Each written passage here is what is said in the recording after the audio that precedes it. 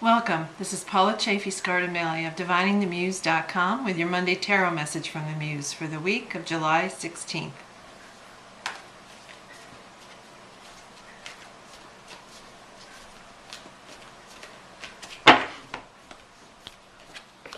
Okay, your theme for the week is the Queen of Swords.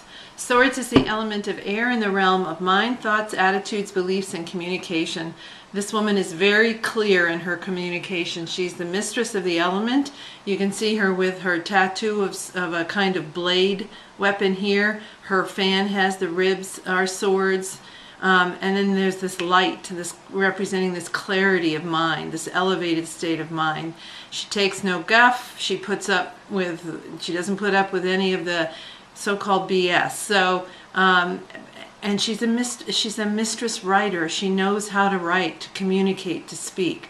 Your theme for this week is to be aware of your own power as the Queen of Swords, your ability to write, to speak, to communicate about your creative work, whether you are a writer or an artist or a musician or a dancer or other creative.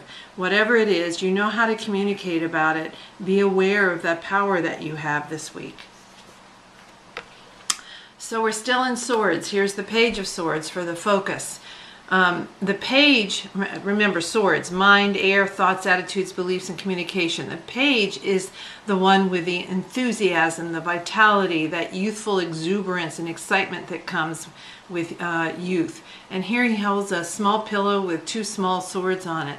So the focus for this week is, what are two small ways I can communicate about my work in the world? It might be two forms of social media. It might be an email and something you actually put into snail mail. It might be two small speaking engagements. Whatever it is, look for two ways. Ask yourself, what are two ways you can communicate about your work this week? It doesn't have to be a big deal. Just do it.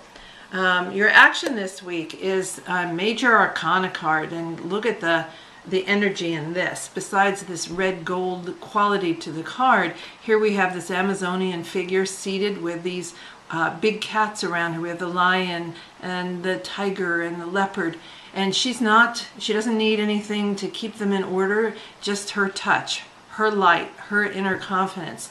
So this week, act from a place of confidence.